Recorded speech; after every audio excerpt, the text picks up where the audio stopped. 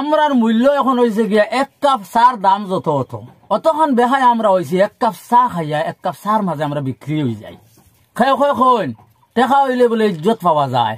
ভাই টেকার ইজ্জত যেগু আর যেগু আল্লাহর তরফ থেকে ইজ্জত বহুত দিন রাত বেশম আছে। টেকার ইজ্জত তোমার সামনে তোমার ইজ্জত দেবো গিয়ালে তোমার নাম ধরে গাই লইব, কিন্তু আল্লাহ পাক রব্বুল আলামিনের তরফ থেকে যেগু ইজ্জত দেন আল্লাহ গো বহুত বড় এক ইজ্জত। টেকায় আর ইজ্জতের সমান নাই, এখান ভুল ধারণা তোমার থান। আজ যতটা আইন ফাঁস হয় সারা মুসলমানের খিলাফ ফাঁস হয়। কারণটা কিটা? কারণ হইছে আল্লাহ আমরার ফেতে নারাজ হয়ে গেছে।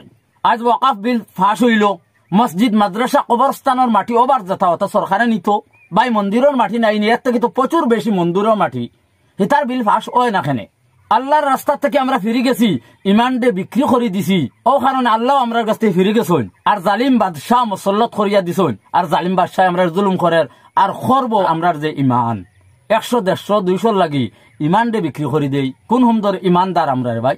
ভিডিওটার একটা শেয়ার চাই।